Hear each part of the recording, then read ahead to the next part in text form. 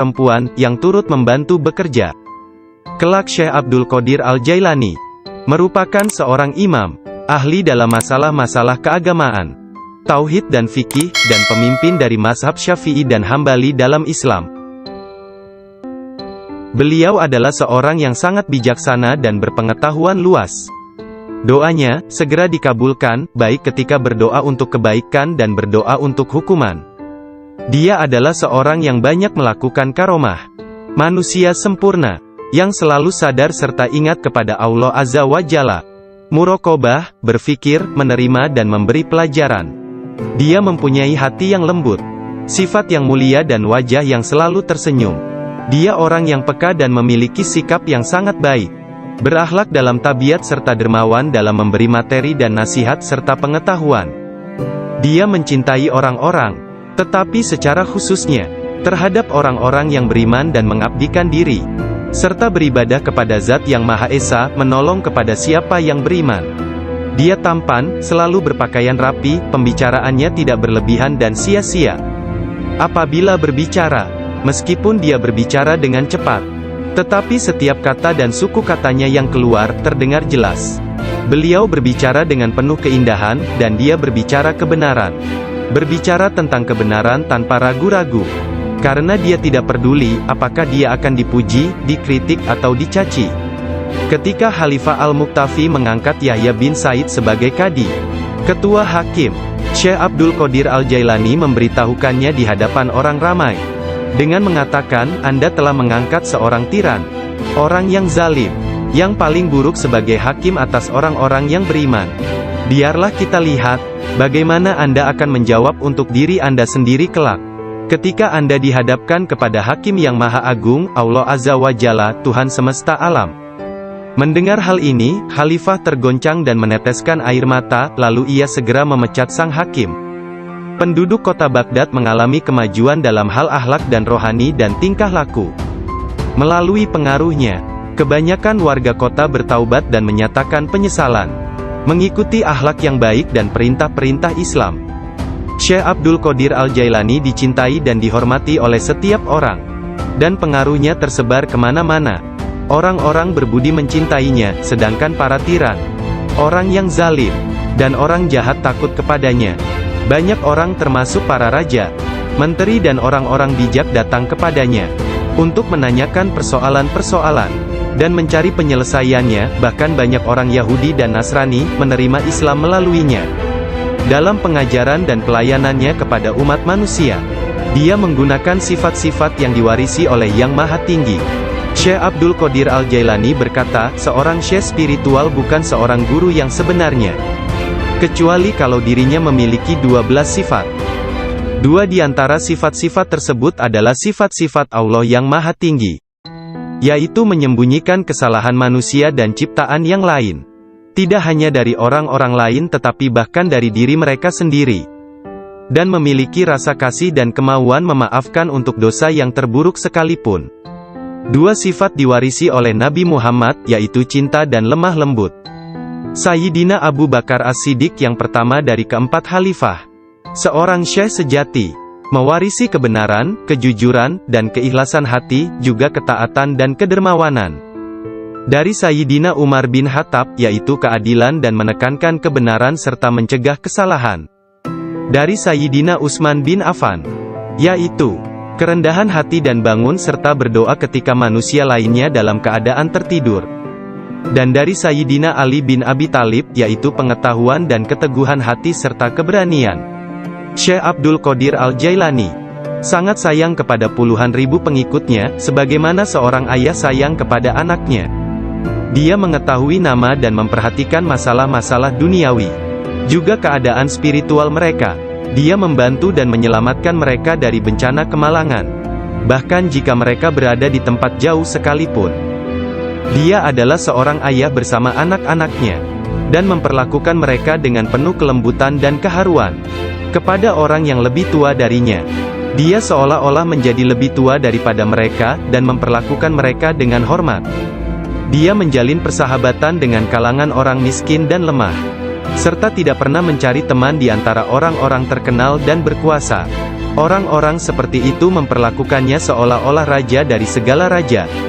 Salah seorang dari anak lelaki pembantunya menceritakan bahwa ayahnya, Muhammad bin Al-Haidir, melayani Syekh Abdul Qadir Al-Jailani selama 13 tahun. Dirinya tidak pernah melihat seekor lalat hinggap pada dirinya, dan tidak pula dia pernah melihat membuang ingus di halayak ramai. Meskipun Tuan Syekh memperlakukan kaum lemah dan miskin dengan rasa hormat yang besar, pembantunya tidak pernah melihatnya berdiri ketika para sultan datang mengunjunginya, dan tidak pula dia mengunjungi mereka, atau dia tidak memakan makanan mereka kecuali sekali. Ketika seorang raja datang berkunjung kepadanya, dia meninggalkan ruang jamuan, dan datang kembali setelah raja dan pesta jamuannya selesai, sehingga mereka akan menyambutnya dengan berdiri. Ketika dia menulis surat kepada Khalifah, Khalifah mengatakan bahwa Syekh Abdul Qadir Al-Jailani memerintahkannya untuk melakukan ini atau itu, dan bahwa hal itu merupakan kewajiban bagi Khalifah untuk mentaatinya, karena dia adalah pemimpin mereka. Apabila Khalifah menerima surat seperti itu, dia akan mencium surat itu sebelum dia membacanya dan berkata, Syekh Abdul Qadir Al-Jailani benar. Sesungguhnya dia mengatakan kebenaran. Abu Hasan, salah seorang hakim agung pada masa itu, menceritakan, aku mendengar Khalifah Al-Muqtafi berkata kepada menterinya Ibnu Hubaira, Syekh Abdul Qadir Al-Jailani mentertawakanku. Dan hal itu amat jelas bagi orang-orang di sekitarnya, bahwa yang dia maksudkan adalah aku. Dilaporkan kepadaku, bahwa dia menunjukkan sebuah pohon kurma di kebunnya dan berkata, engkau lebih baik bekerja, jangan bepergian terlalu jauh, atau aku akan memenggal kepalamu. Sekarang kamu, wahai Ibnu Hubaira, pergi dan berbicaralah kepadanya seorang diri dan katakan, Anda jangan mengejek dan mengancam Khalifah. Anda harus tahu bahwa kedudukan Khalifah adalah suci dan harus dihormati. Sang menteri Ibnu Hubaira pun pergi kepada Syekh Abdul Qadir Al-Jailani, dan melihatnya sedang berkumpul dengan kerumunan orang ramai. Dalam pembicaraannya pada satu pokok, tiba-tiba Syekh Abdul Qadir menyatakan, sesungguhnya aku akan memenggal kepalanya juga. Sang menteri merasa bahwa yang Syekh maksudkan adalah dia. Sang menteri pun ketakutan. Dia pun melarikan diri, dan mengisahkan apa yang terjadi terhadap dirinya kepada Khalifah. Mendengar kisahnya, sang Khalifah meneteskan air mata dan berkata, sungguh, Syekh Abdul Qadir Al-Jailani adalah orang yang hebat. Lalu, Khalifah pergi sendiri menemui Syekh. Pada pertemuan tersebut, Syekh memberinya banyak nasihat, dan Khalifah tak bisa membendung air matanya dan terus menangis. Meskipun sangat belas kasihan, dan memiliki pribadi dan sikap yang sangat baik, lemah lembut dan mencintai, menepati janji, adil dan keras dalam pengadilannya, Syekh Abdul Qadir Al-Jailani tidak pernah memperlihatkan kemarahan. Apabila kesalahan tersebut hanya menyangkut pribadinya, tetapi sesuatu kesalahan yang dilakukan terhadap keimanan dan agama, dia akan marah besar dan memberi hukuman yang berat. Syekh Abu Najib As-Surawardi menceritakan, pada tahun 523 Hijriyah, aku bersama Syekh Hamad, guru Syekh Abdul Qadir Al-Jailani yang juga hadir. Ketika itu Syekh Abdul Qadir Al-Jailani membuat pernyataan keras. Mendengar itu, Syekh Hamad berkata kepadanya, wahai Abdul Qadir, engkau berbicara terlalu angkuh. Aku khawatir Allah tidak ridha kepadamu. Syekh Abdul Qadir Al-Jailani meletakkan tangannya di atas dada Syekh Hamad lalu berkata, lihat telapak tanganku dengan mata hati, dan berkata lagi, dan katakan kepadaku, apa yang tertulis di atasnya. Ketika Syekh Hamad tidak dapat mengatakannya, Syekh Abdul Qadir Al-Jailani mengangkat tangan dari dada Syekh Hamad, dan memperlihatkan tangan tersebut kepadanya. Di atasnya tertulis tulisan bercahaya, yakni, dia menerima 70 janji dari Allah, bahwa dia tidak akan pernah dikecewakan. Syekh Hamad melihatnya. Dia berkata, tidak akan pernah ada yang mampu keberatan pada orang yang diberkati dengan janji ilahiyah seperti itu. Tidak ada seorang pun dapat berkeberatan kepadanya. Allah Ta'ala memberkati siapa saja yang dia kehendaki di antara hamba-hambanya. Syekh Abdul Qadir Al-Jailani sering berkata, tidak ada seorang pun di antara muridku akan mati, sebelum mereka taubat penuh penyesalan. Mereka semua akan mati sebagai hamba-hamba Allah yang beriman. Masing-masing di antara pengikutku akan menyelamatkan 7 orang saudaranya yang berdosa dari api neraka. Seandainya jauh di barat sana, kemaluan salah seorang dari pengikutku tersingkap secara tiba-tiba karena kecerobohannya. Kami, meskipun berada jauh di timur, akan menutupinya sebelum seseorang dapat melihatnya. Aku telah diberi sebuah kitab, yaitu sebuah kitab yang panjangnya sejauh mata memandang, berisi semua nama orang yang akan mengikutiku hingga akhir zaman. Dengan berkat Allah Ta'ala, kami akan menyelamatkan mereka semua. Semua orang yang mengikatkan diri mereka kepada Syekh Abdul Qadir Al-Jailani senantiasa damai dan bergembira. Seseorang bertanya kepada Syekh Abdul Qadir Al-Jailani, "Anda tahu kedudukan para pengikut Anda yang soleh, dan apa yang menanti mereka di akhirat? Akan tetapi, bagaimana tentang mereka yang buruk?"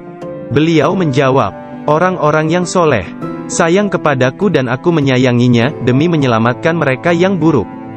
Seorang wanitaku melihat para jemaah haji sedang berkumpul wukuf di Padang Arafah di Arabia, tepat di depanku. Lalu aku segera pergi menemui ibuku, yang waktu itu sudah menjadi janda, dan meminta kepadanya, "Kirimlah aku ke jalan kebenaran, dan berilah aku izin untuk pergi ke Baghdad, untuk mendapatkan ilmu pengetahuan bersama-sama orang bijak, dan orang-orang yang dekat kepada Allah Azza wa Jalla."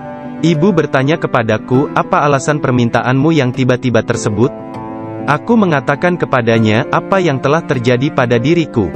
Beliau menangis mendengar ceritaku, lalu mengeluarkan 80 keping emas. Semuanya adalah warisan ayahku.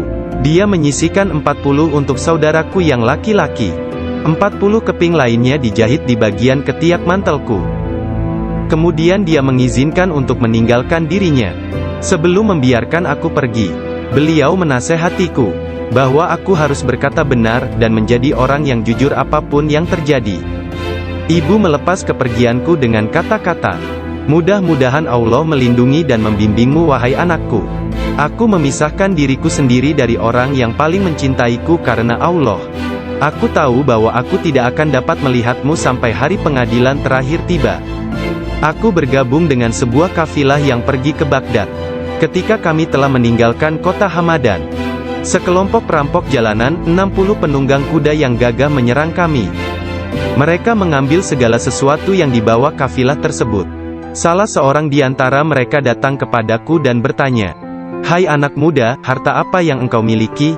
Aku menceritakan kepadanya bahwa aku memiliki 40 keping emas. Dia bertanya, "Di mana kau simpan?" Aku mengatakan, "Di bawah lenganku." Dia tertawa dan meninggalkanku sendiri. Penjahat lainnya datang dan menanyakan hal yang sama, dan aku pun mengatakan hal yang sebenarnya. Dia juga meninggalkanku sendirian. Aku pikir mereka pasti hendak mengadukan hal tersebut kepada pemimpinnya, di mana mereka sedang membagikan hasil rampasan. Pemimpin mereka bertanya tentang barang berharga milikku. Aku mengatakan kepadanya bahwa aku memiliki 40 keping emas yang dijahit di mantelku di bawah ketiak. Pemimpin perampok lalu mengambil mantelku dan merobek di bagian lengannya, dan menemukan emas tersebut. Kemudian dia menatap takjub kepadaku dan berkata, "Uangmu telah aman. Apa yang membuatmu untuk menceritakan kepada kami bahwa engkau memilikinya, dan memberitahukan tempat di mana engkau menyembunyikannya?" Aku menjawab, "Aku harus mengatakan yang benar dalam keadaan apapun juga, sebagaimana yang telah aku janjikan kepada ibuku." Ketika kepala perampok mendengar hal itu, ia menitiskan air mata dan berkata, "Aku telah mengingkari janjiku kepada siapa yang telah menciptakanku. Aku mencuri dan membunuh. Apa yang akan terjadi padaku?" Kemudian anak buahnya memandangnya sambil berkata, "Engkau telah menjadi pemimpin kami selama bertahun-tahun dalam perbuatan dosa ini. Sekarang juga engkau tetap menjadi pemimpin kami dalam penyesalan." Ke-60 orang itu memegang tanganku dan menyatakan penyesalannya serta keinginannya untuk mengubah jalan mereka. Mereka merupakan orang pertama yang memegang tanganku dan mendapatkan ampunan untuk dosa-dosa mereka. Ketika Syekh Abdul Qadir Al-Jailani tiba di Baghdad, beliau berusia 18 tahun. Tatkala dia mencapai pintu gerbang kota, Nabi Khidir muncul dan menghalanginya untuk memasuki kota. Nabi Khidir berkata kepadanya bahwasanya hal itu ia lakukan atas perintah Allah. agar ia tidak memasuki kota Baghdad hingga 7 tahun ke depan. Nabi Khidir membawanya ke sebuah runtuhan di gurun pasir dan berkata, "Diamlah engkau di sini dan jangan meninggalkan tempat ini." Syekh Abdul Qadir Al-Jailani tetap tinggal di sana selama 3 tahun. Setiap tahunnya Khidir datang kepadanya, dan berkata kepadanya di mana dirinya harus tinggal. Syekh Abdul Qadir Al-Jailani bercerita tentang masa 3 tahun yang dilaluinya tersebut. Saat dalam proses mujahadah dan riyadah. Selama aku tinggal di gurun, di luar kota Baghdad, semua keindahan dunia telah datang menggodaku. Allah telah memberikanku kemenangan atasnya. Nafsuku mengunjungiku setiap hari, dalam wujud dan bentukku sendiri dan meminta untuk menjadi temannya. Ketika aku akan menolaknya, ia hendak menyerangku. Allah memberiku kemenangan dalam perlawananku. Dan pada waktunya, aku dapat menjadikannya tawananku, dan menahannya bersamaku selama tahun-tahun itu, serta memaksanya untuk tinggal di runtuhan padang pasir. 1 tahun penuh, aku telah makan rerumputan dan akar-akarnya yang kutemukan. Dan aku tidak minum air apapun. Tahun yang lain aku minum air, tetapi tidak makan apapun. Tahun selanjutnya aku makan, tidak minum ataupun tidur. Sepanjang waktu itu, aku hidup dalam runtuhan dari istana raja-raja kuno Parsi di Kurd. Aku berjalan dengan kaki telanjang, tanpa alas kaki di atas duri padang pasir, dan tidak merasakan apapun. Setiap kali aku melihat sebuah batu atau bukit yang terjal, aku memanjatnya. Aku tidak memberikan istirahat 1 menit pun, atau menyenangkan nafsuku kepada keinginan-keinginan rendah badaniyah jasmaniku. Pada akhir dari masa 7 tahun itu, aku mendengar satu suara pada suatu malam. "Hai Abdul Qadir, engkau sekarang diizinkan memasuki kota Baghdad." Aku tiba di Baghdad dan melewatkan beberapa hari di sana. Tetapi aku tidak dapat berada di sana dalam keadaan yang penuh hasutan, kejahatan, tipu daya, yang telah menjadi kebiasaan kota. Lalu untuk menyelamatkan diriku sendiri dari kejahatan kota, yang telah mengalami kemerosotan akhlak guna menyelamatkan keimananku, aku meninggalkannya. Hanya kitab suci Al-Quran yang kubawa bersamaku. Saat tiba di pintu gerbang, dalam perjalanan untuk berkholwat di padang pasir, aku mendengar satu suara, "Kemana engkau hendak pergi?" Kata suara itu, "Kembalilah, engkau harus melayani orang-orang." "Apa yang dapat kupedulikan tentang orang lain?" sanggahku.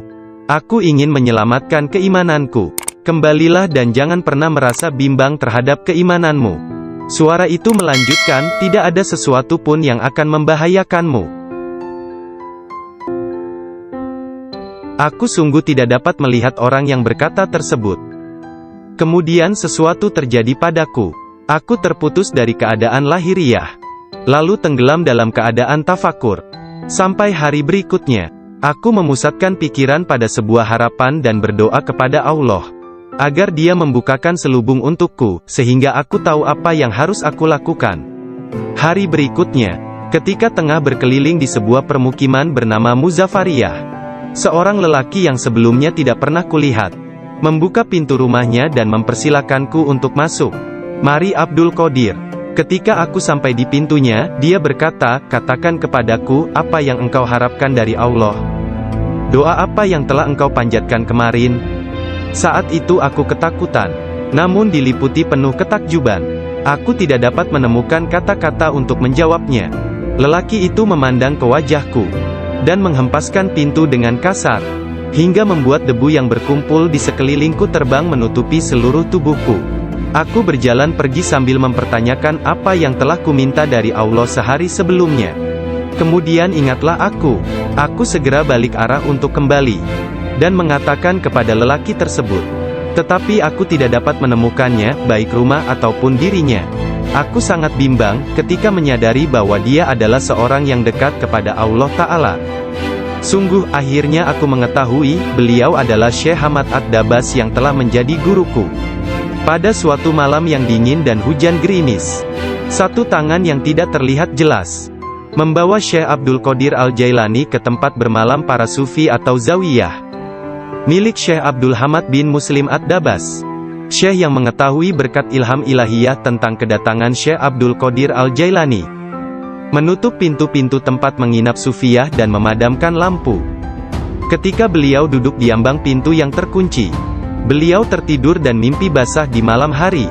Lalu dia mandi di sungai dan mengambil wudhu. Dia tertidur lagi. Kejadian tersebut berulang sampai 7 kali pada malam itu. Maka beliau kembali mandi dan berwudu menggunakan air yang sedingin es. Pada esok harinya, pintu gerbang telah terbuka, dan Abdul Qadir memasuki tempat penginapan Sufi. Syekh Hamad Ad-Dabas berdiri menyambutnya sambil meneteskan air mata gembira. Dia memeluknya dan berkata, "Wahai putraku Abdul Qadir, keberuntungan adalah milik kami hari ini, tetapi esok, hal itu akan menjadi milikmu. Jangan pernah meninggalkan tarekat ini." Syekh Hamad Ad-Dabas menjadi guru pertama Syekh Abdul Qadir Al-Jailani dalam ilmu pengetahuan tentang kesufian. Dengan memegang tangannya dia mengucapkan sumpah atau berbaiat dan mengikuti jalan kaum Sufi. Syekh Abdul Qadir Al-Jailani menceritakan, "Aku banyak belajar dengan guru di Baghdad. Tetapi setiap kali aku tidak dapat memahami sesuatu, atau menemukan secara kebetulan suatu rahasia yang ingin aku ketahui, Syekh Hamad Ad-Dabas menerangkannya kepadaku. Kadang-kadang aku meninggalkannya, untuk mencari pengetahuan dari syekh yang lain tentang tauhid, hadis, fikih dan ilmu-ilmu lainnya. Setiap kali aku kembali, beliau berkata kepadaku, 'Dari mana saja engkau?' Kita telah memiliki demikian banyak makanan yang sangat bagus untuk tubuh, pikiran dan jiwa kita, sementara engkau telah pergi, dan kami tidak dapat menahan sesuatu untukmu." Pada waktu lain, beliau berkata, "Demi Allah, kemanakah engkau pergi? Adakah seseorang di sekitar sini, yang mengetahui lebih banyak daripadamu?" Para darwis atau para sufi akan mengusikku secara terus-menerus dan berkata, "Engkau adalah seorang ahli hukum atau ahli fikih, ahli sastra, ahli pengetahuan dan seorang ulama atau alim syariat. Urusan apa yang engkau miliki di antara kita? Mengapa engkau tidak keluar dari sini?" Syekh Hamad Ad-Dabas memarahi mereka dan berkata, "Betapa memalukan kalian ini. Aku bersumpah bahwa tidak ada seorang pun seperti dia di antara kalian. Tidak ada seorang pun di antara kalian yang akan naik di atas jari kakinya.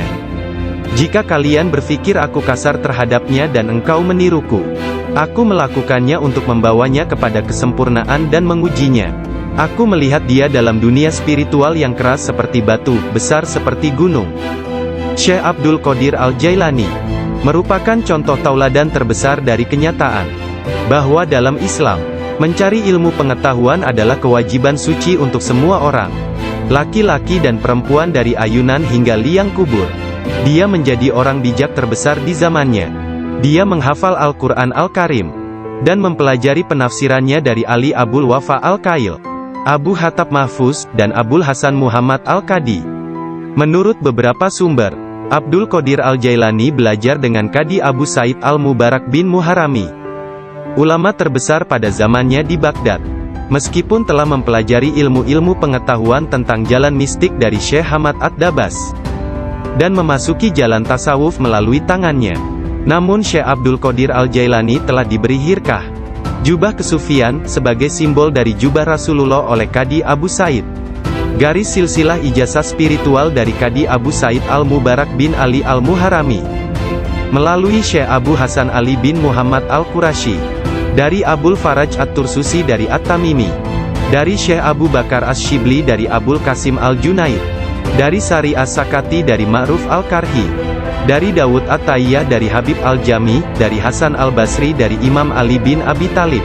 Imam Ali menerima hirkah, jubah kesufian, dari tangan mulia Nabi Muhammad kekasih Allah, Tuhan semesta alam, dan beliau menerimanya dari malaikat utama Jibril alaihi salam, yang menerimanya dari kebenaran Tuhan, Allah Azza wa Jalla.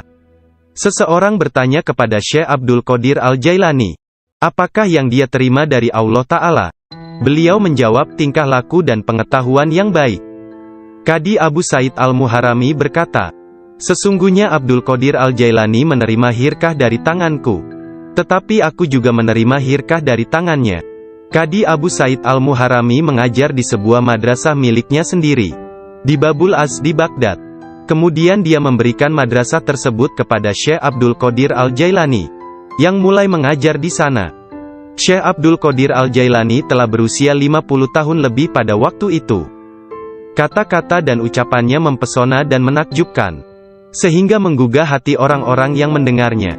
Para murid dan jemaahnya semakin berkembang pesat dalam jumlah yang banyak, sehingga tidak ada tempat, baik di dalam ataupun di sekitar madrasah tersebut, untuk menampung para pengikutnya. Syekh Abdul Qadir Al-Jailani berkata mengenai permulaan mengajarnya. Pada suatu pagi aku melihat Rasulullah, beliau bertanya kepadaku, "Mengapa engkau tidak berbicara?" Aku berkata, "Aku adalah orang Persia, bagaimana aku dapat berbicara dengan bahasa Arab yang indah dari Baghdad?" "Buka mulutmu," beliau berkata, dan kulakukan perintah beliau. Nabi Muhammad lantas meniup nafasnya ke mulutku 7 kali.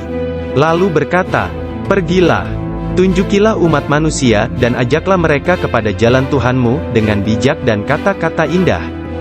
Aku menjalankan sholat zuhur, dan aku melihat orang telah ramai sedang menungguku berbicara.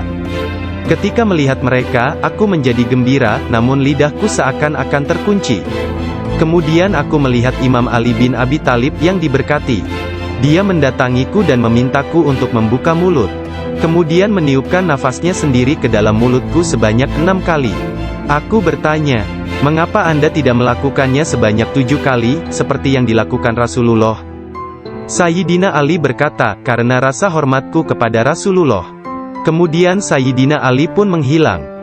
Dari mulutku yang terbuka, keluarlah kata-kata, "Sesungguhnya fikiran adalah juru selam, menyelam jauh ke dalam lautan hati untuk menemukan mutiara kebijaksanaan.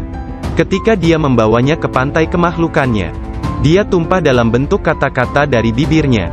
Dan dengan itu, dia membeli ketaatan tak ternilai di pasar-pasar ibadah Allah." Kemudian aku berkata, "Dalam suatu malam, seperti salah satu dari malamku, jika seseorang di antaramu hendak membunuh keinginan-keinginan rendahnya, kematian akan terasa begitu manis, sehingga engkau tidak akan dapat merasakan sesuatu yang lain di dunia ini. Sejak saat itu, walau bagaimanapun keadaannya, sekalipun bangun atau tidur, aku tetap mempertahankan tugasku mengajar. Banyak sekali pengetahuan tentang keimanan dan agama dalam diriku. Jika tidak berbicara dan menuangkannya keluar, aku akan merasakan bahwa hal itu akan menenggelamkan diriku.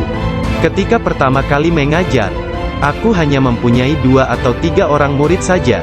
Ketika mereka mendengarku, jumlah mereka bertambah menjadi 70.000 orang. Madrasahnya maupun lingkungan di sekitarnya tidak dapat menampung para pengikutnya. Oleh sebab itu, dicarilah tempat yang lebih luas. Orang kaya dan orang miskin di Baghdad turut membantu dalam penambahan bangunan-bangunan yang baru.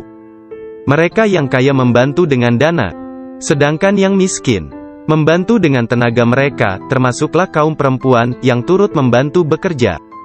Kelak Syekh Abdul Qadir Al-Jailani merupakan seorang imam, ahli dalam masalah-masalah keagamaan, tauhid dan fikih, dan pemimpin dari mazhab Syafi'i dan Hambali dalam Islam. Beliau adalah seorang yang sangat bijaksana dan berpengetahuan luas. Doanya segera dikabulkan, baik ketika berdoa untuk kebaikan dan berdoa untuk hukuman. Dia adalah seorang yang banyak melakukan karomah. Manusia sempurna, yang selalu sadar serta ingat kepada Allah Azza wa Jalla. Muraqabah, berfikir, menerima dan memberi pelajaran. Dia mempunyai hati yang lembut, sifat yang mulia dan wajah yang selalu tersenyum. Dia orang yang peka dan memiliki sikap yang sangat baik. Berakhlak dalam tabiat serta dermawan dalam memberi materi dan nasihat serta pengetahuan. Dia mencintai orang-orang, tetapi secara khususnya terhadap orang-orang yang beriman dan mengabdikan diri, serta beribadah kepada Zat yang Maha Esa, menolong kepada siapa yang beriman. Dia tampan, selalu berpakaian rapi, pembicaraannya tidak berlebihan dan sia-sia. Apabila berbicara, meskipun dia berbicara dengan cepat, tetapi setiap kata dan suku katanya yang keluar, terdengar jelas. Beliau berbicara dengan penuh keindahan, dan dia berbicara kebenaran. Berbicara tentang kebenaran tanpa ragu-ragu. Karena dia tidak peduli, apakah dia akan dipuji, dikritik atau dicaci. Ketika Khalifah Al-Muqtafi mengangkat Yahya bin Said sebagai kadi, ketua hakim, Syekh Abdul Qadir Al-Jailani memberitahukannya di hadapan orang ramai, dengan mengatakan, "Anda telah mengangkat seorang tiran, orang yang zalim, yang paling buruk sebagai hakim atas orang-orang yang beriman. Biarlah kita lihat, bagaimana Anda akan menjawab untuk diri Anda sendiri kelak." Ketika Anda dihadapkan kepada Hakim yang Maha Agung, Allah Azza wa Jalla, Tuhan semesta alam. Mendengar hal ini, Khalifah tergoncang dan meneteskan air mata, lalu ia segera memecat sang hakim. Penduduk kota Baghdad mengalami kemajuan dalam hal akhlak dan rohani dan tingkah laku. Melalui pengaruhnya, kebanyakan warga kota bertaubat dan menyatakan penyesalan, mengikuti akhlak yang baik dan perintah-perintah Islam. Syekh Abdul Qadir Al-Jailani dicintai dan dihormati oleh setiap orang, dan pengaruhnya tersebar kemana-mana. Orang-orang berbudi mencintainya, sedangkan para tiran, orang yang zalim, dan orang jahat takut kepadanya. Banyak orang termasuk para raja, menteri dan orang-orang bijak datang kepadanya, untuk menanyakan persoalan-persoalan, dan mencari penyelesaiannya. Bahkan banyak orang Yahudi dan Nasrani, menerima Islam melaluinya. Dalam pengajaran dan pelayanannya kepada umat manusia, dia menggunakan sifat-sifat yang diwarisi oleh Yang Maha Tinggi.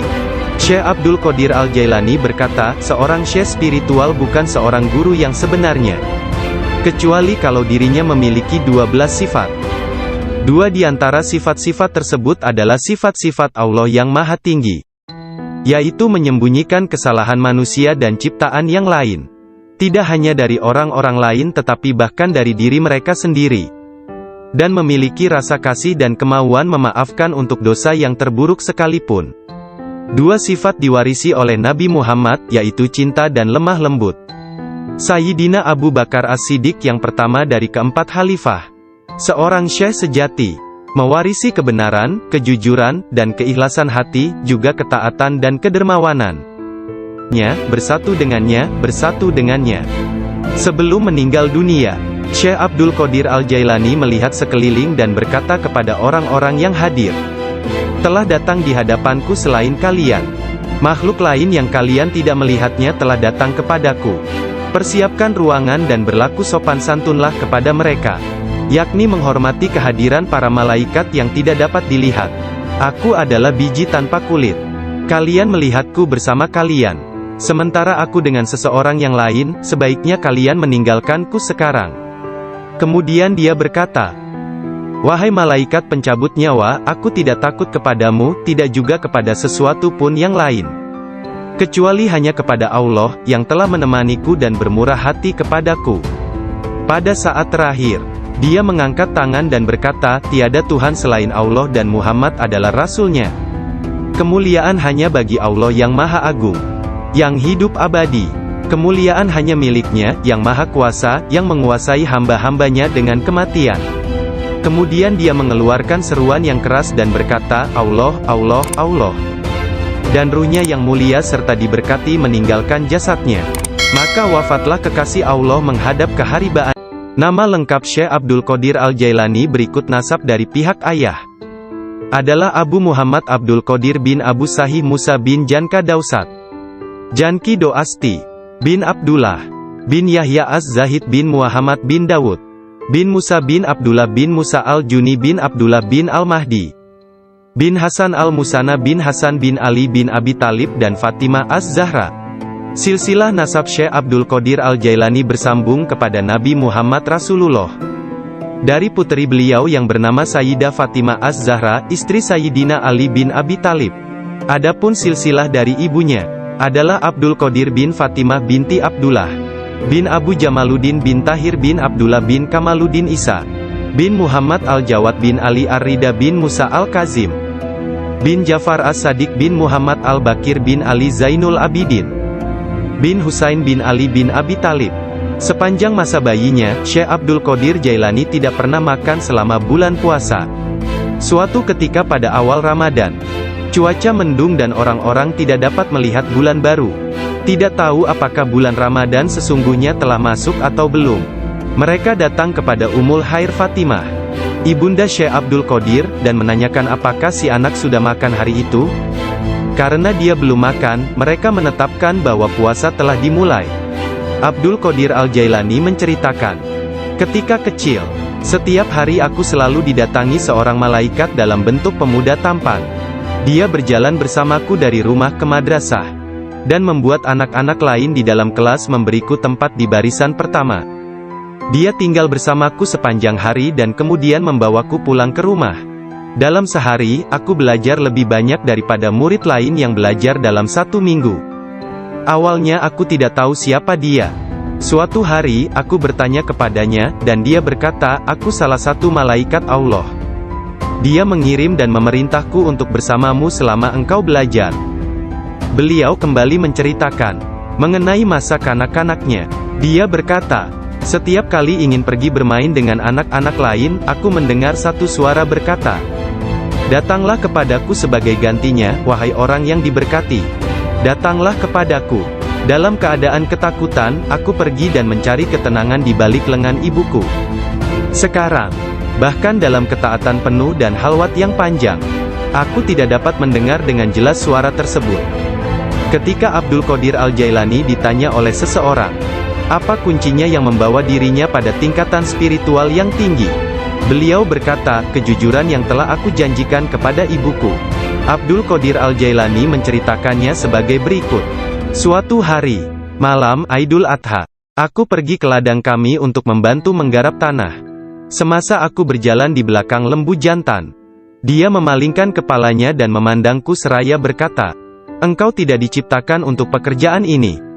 Sungguh, aku sangat ketakutan dan berlari ke rumah dan memanjat ke atap rumah petak bertingkat. Ketika melihat keluar, tiba-tiba aku melihat para jemaah haji sedang berkumpul wukuf di Padang Arafah di Arabia, tepat di depanku. Lalu aku segera pergi menemui ibuku, yang waktu itu sudah menjadi janda, dan meminta kepadanya, "Kirimlah aku ke jalan kebenaran, dan berilah aku izin untuk pergi ke Baghdad, untuk mendapatkan ilmu pengetahuan bersama-sama orang bijak, dan orang-orang yang dekat kepada Allah Azza wa Jalla." Ibu bertanya kepadaku, "Apa alasan permintaanmu yang tiba-tiba tersebut?" Aku mengatakan kepadanya apa yang telah terjadi pada diriku. Beliau menangis mendengar ceritaku, lalu mengeluarkan 80 keping emas. Semuanya adalah warisan ayahku. Dia menyisihkan 40 untuk saudaraku yang laki-laki. 40 keping lainnya dijahit di bagian ketiak mantelku. Kemudian dia mengizinkan untuk meninggalkan dirinya. Sebelum membiarkan aku pergi, beliau menasehatiku bahwa aku harus berkata benar, dan menjadi orang yang jujur apapun yang terjadi. Ibu melepas kepergianku dengan kata-kata, "Mudah-mudahan Allah melindungi dan membimbingmu wahai anakku. Aku memisahkan diriku sendiri dari orang yang paling mencintaiku karena Allah. Aku tahu bahwa aku tidak akan dapat melihatmu sampai hari pengadilan terakhir tiba."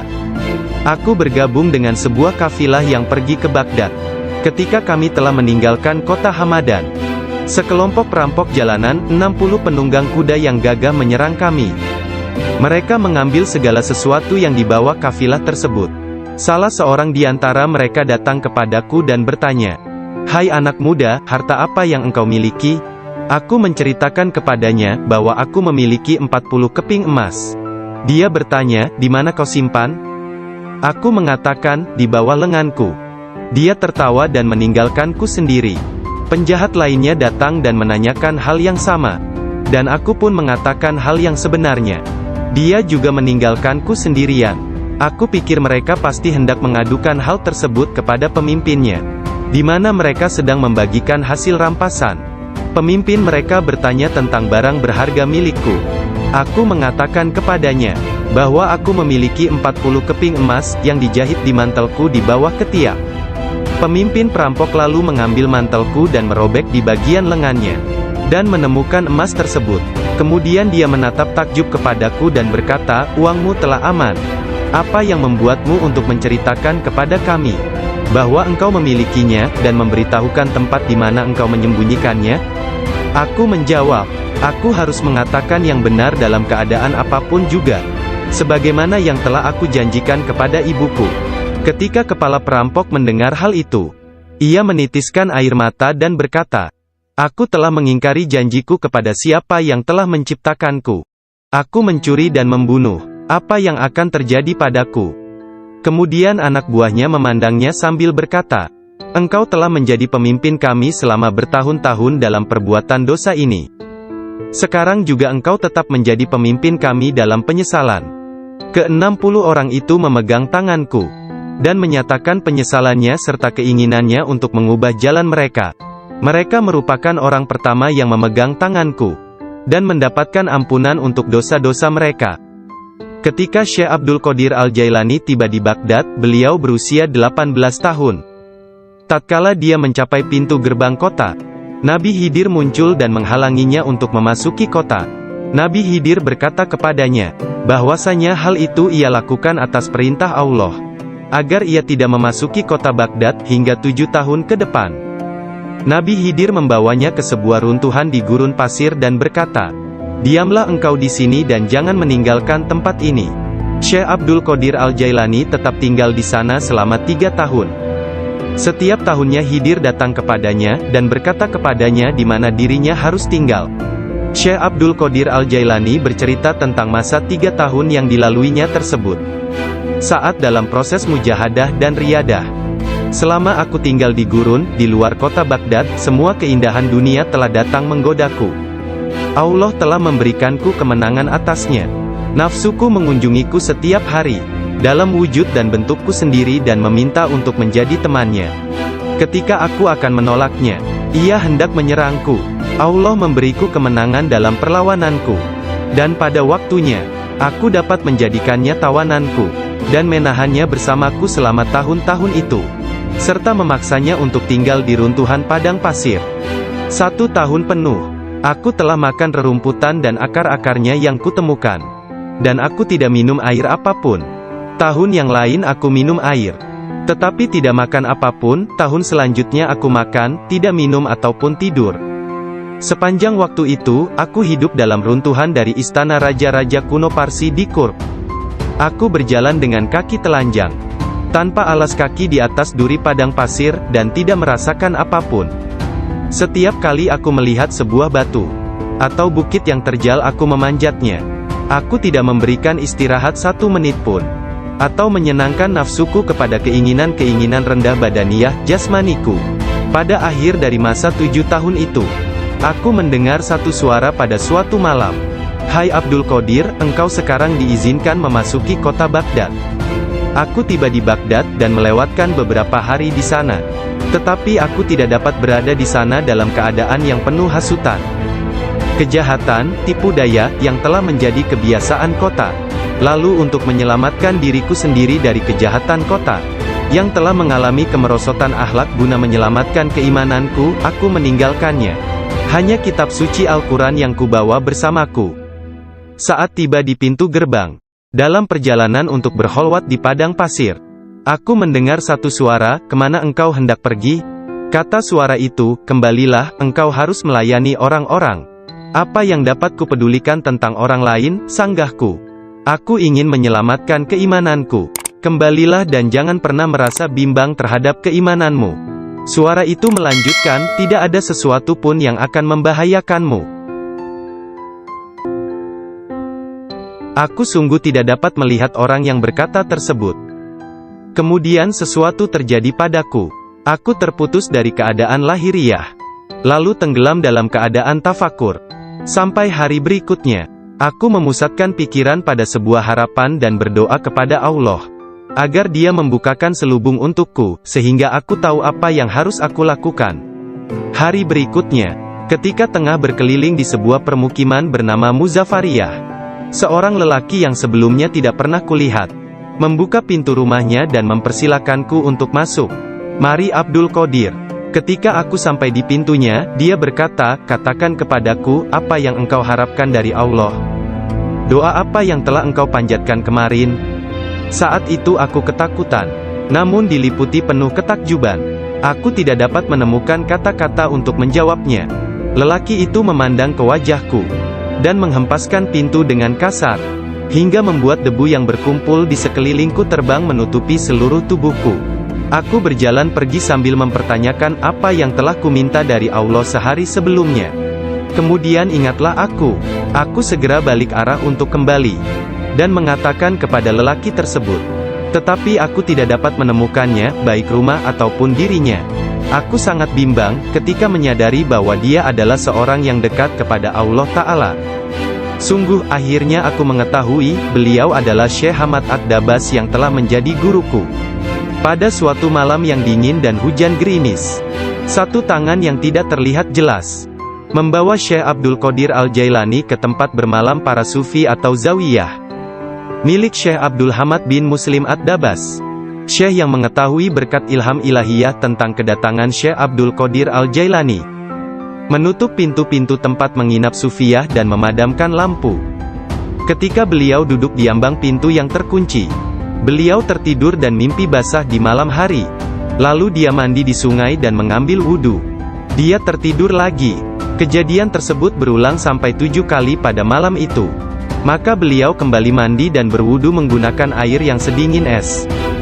Pada esok harinya, pintu gerbang telah terbuka, dan Abdul Qadir memasuki tempat penginapan sufi. Syekh Hamad Ad-Dabas berdiri menyambutnya sambil meneteskan air mata gembira.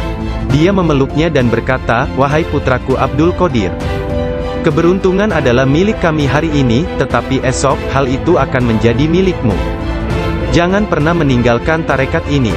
Syekh Hamad Ad-Dabas menjadi guru pertama Syekh Abdul Qadir Al-Jailani dalam ilmu pengetahuan tentang kesufian.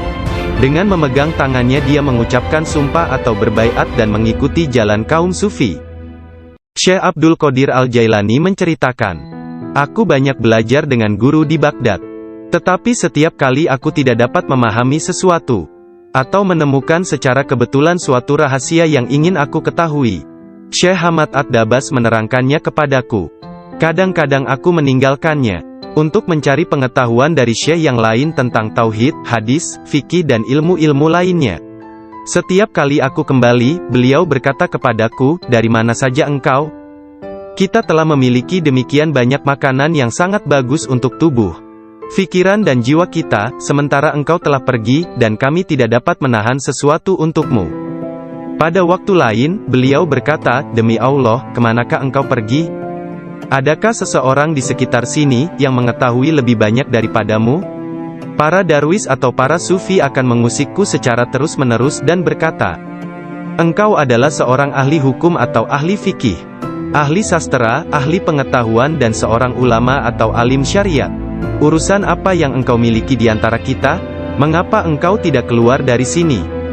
Syekh Hamad Ad-Dabas memarahi mereka dan berkata, "Betapa memalukan kalian ini. Aku bersumpah bahwa tidak ada seorang pun seperti dia di antara kalian. Tidak ada seorang pun di antara kalian yang akan naik di atas jari kakinya. Jika kalian berpikir aku kasar terhadapnya dan engkau meniruku, aku melakukannya untuk membawanya kepada kesempurnaan dan mengujinya. Aku melihat dia dalam dunia spiritual yang keras seperti batu, besar seperti gunung."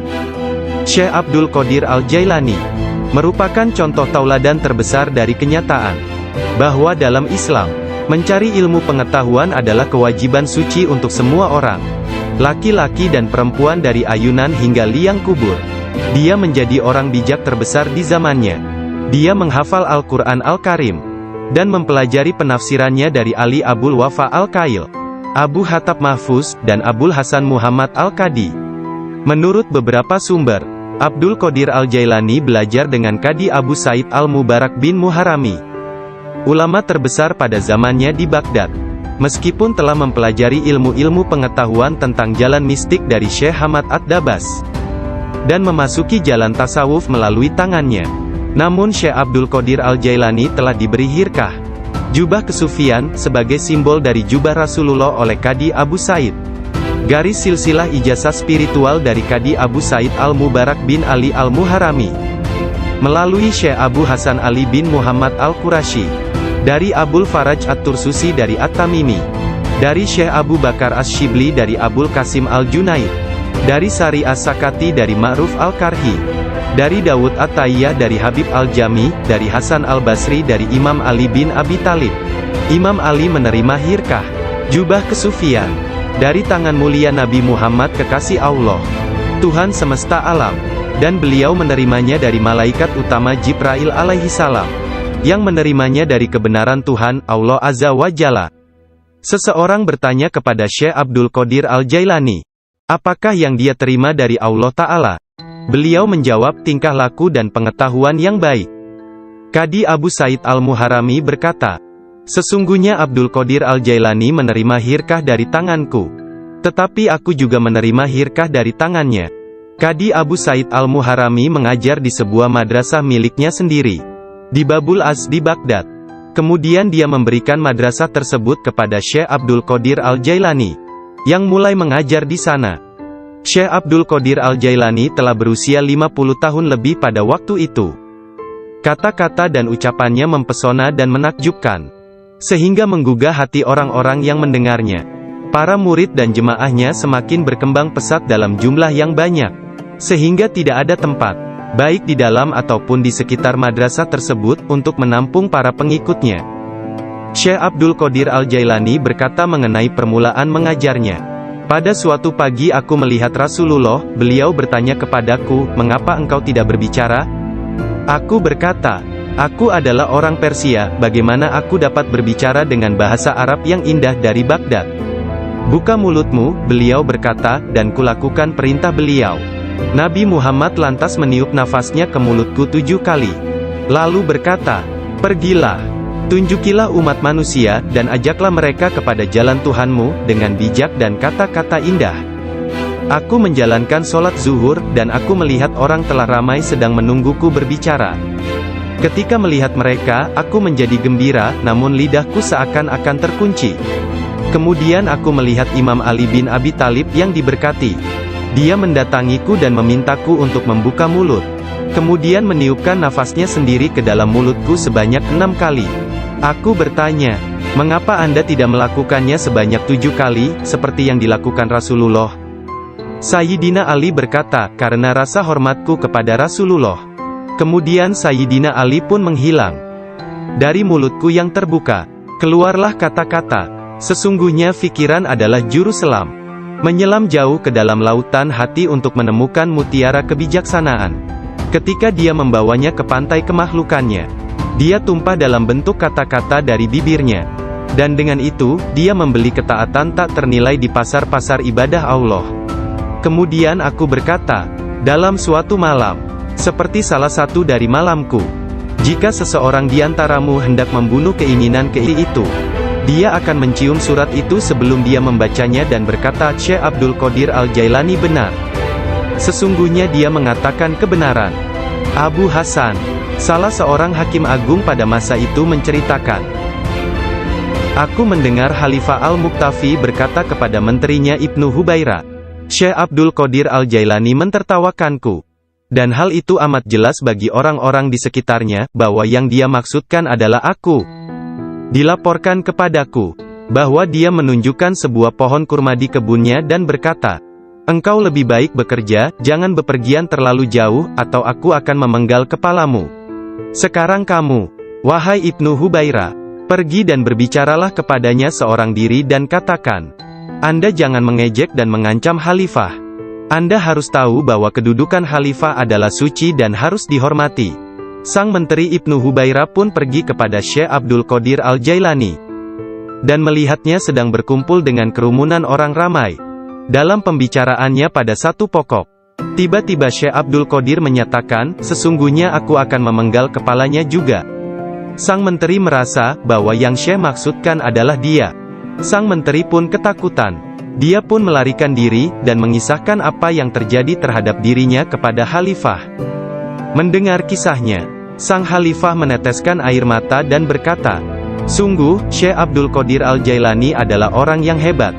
Lalu, Khalifah pergi sendiri menemui Syekh. Pada pertemuan tersebut, Syekh memberinya banyak nasihat, dan Khalifah tak bisa membendung air matanya dan terus menangis. Meskipun sangat belas kasihan, dan memiliki pribadi dan sikap yang sangat baik, lemah lembut dan mencintai, menepati janji, adil dan keras dalam pengadilannya, Syekh Abdul Qadir Al-Jailani tidak pernah memperlihatkan kemarahan. Apabila kesalahan tersebut hanya menyangkut pribadinya, tetapi sesuatu kesalahan yang dilakukan terhadap keimanan dan agama, dia akan marah besar dan memberi hukuman yang berat. Syekh Abu Najib As-Surawardi menceritakan, pada tahun 523 Hijriah, aku bersama Syekh Hamad, guru Syekh Abdul Qadir Al-Jailani yang juga hadir. Ketika itu Syekh Abdul Qadir Al-Jailani membuat pernyataan keras. Mendengar itu, Syekh Hamad berkata kepadanya, "Wahai Abdul Qadir, engkau berbicara terlalu angkuh. Aku khawatir Allah tidak ridha kepadamu." Syekh Abdul Qadir Al-Jailani meletakkan tangannya di atas dada Syekh Hamad lalu berkata, "Lihat telapak tanganku dengan mata hati," dan berkata lagi, "Dan katakan kepadaku, apa yang tertulis di atasnya?" Ketika Syekh Hamad tidak dapat mengatakannya, Syekh Abdul Qadir Al-Jailani mengangkat tangan dari dada Syekh Hamad, dan memperlihatkan tangan tersebut kepadanya. Di atasnya tertulis tulisan bercahaya, yakni, dia menerima 70 janji dari Allah, bahwa dia tidak akan pernah dikecewakan. Syekh Hamad melihatnya. Dia berkata, tidak akan pernah ada yang mampu keberatan pada orang yang diberkati dengan janji ilahiyah seperti itu. Tidak ada seorang pun dapat berkeberatan kepadanya. Allah Ta'ala memberkati siapa saja yang dia kehendaki di antara hamba-hambanya. Syekh Abdul Qadir Al-Jailani sering berkata, tidak ada seorang pun di antara muridku akan mati, sebelum mereka taubat penuh penyesalan. Mereka semua akan mati sebagai hamba-hamba Allah yang beriman. Masing-masing di antara pengikutku, akan menyelamatkan 7 orang saudaranya yang berdosa dari api neraka. Seandainya jauh di barat sana, kemaluan salah seorang dari pengikutku tersingkap secara tiba-tiba karena kecerobohannya. Kami, meskipun berada jauh di timur, akan menutupinya sebelum seseorang dapat melihatnya. Aku telah diberi sebuah kitab, yaitu sebuah kitab yang panjangnya sejauh mata memandang. Berisi semua nama orang yang akan mengikutiku hingga akhir zaman. Dengan berkat Allah Ta'ala, kami akan menyelamatkan mereka semua. Semua orang yang mengikatkan diri mereka kepada Syekh Abdul Qadir Al-Jailani senantiasa damai dan bergembira. Seseorang bertanya kepada Syekh Abdul Qadir Al-Jailani, Anda tahu kedudukan para pengikut Anda yang soleh, dan apa yang menanti mereka di akhirat? Akan tetapi, bagaimana tentang mereka yang buruk? Beliau menjawab, orang-orang yang soleh sayang kepadaku dan aku menyayanginya, demi menyelamatkan mereka yang buruk. Seorang wanita muda menjadi pengikut Syekh Abdul Qadir Al-Jailani yang tinggal di Sri Lanka. Pada suatu hari, dia diserang di sebuah tempat yang sepi oleh seorang lelaki yang hendak memperkosanya. Dalam keadaan tidak berdaya, dia berteriak, "Selamatkan aku, wahai Syekhku Abdul Qadir Al-Jailani." Saat itu, Syekh Abdul Qadir Al-Jailani sedang mengambil wudhu di Baghdad. Orang-orang melihat Syekh tiba-tiba berhenti, kemudian dengan marah, dia mengambil terompahnya, sandal, dan melemparkannya ke atas. Mereka tidak melihat terompah tersebut jatuh. Ternyata, terompah tersebut jatuh di atas kepala orang yang sedang menyerang gadis muda itu di Sri Lanka. Dan pria tersebut pun meninggal dunia. Disebutkan bahwa terompah tersebut tetap berada di sana, disimpan sebagai barang peninggalan. Syekh At-Tustari menceritakan bahwa suatu hari para pengikut Syekh Abdul Qadir Al-Jailani di Baghdad mencari Syekh Abdul Qadir Al-Jailani kemana-mana. Tiba-tiba seseorang berkata kepada mereka bahwa dirinya telah melihat Syekh Abdul Qadir Al-Jailani sedang berjalan menuju ke sungai Tigris. Lalu para muridnya berlarian menuju ke sana hendak menyusulnya. Ketika sampai di sungai tersebut, mereka melihat syekhnya itu sedang berada di tengah sungai, berjalan di atas air menuju ke arah mereka. Semua ikan pada waktu itu menjulurkan kepalanya ke atas permukaan air, dan memberi salam kepada Syekh Abdul Qadir Al-Jailani. Hal itu terjadi pada waktu sholat zuhur.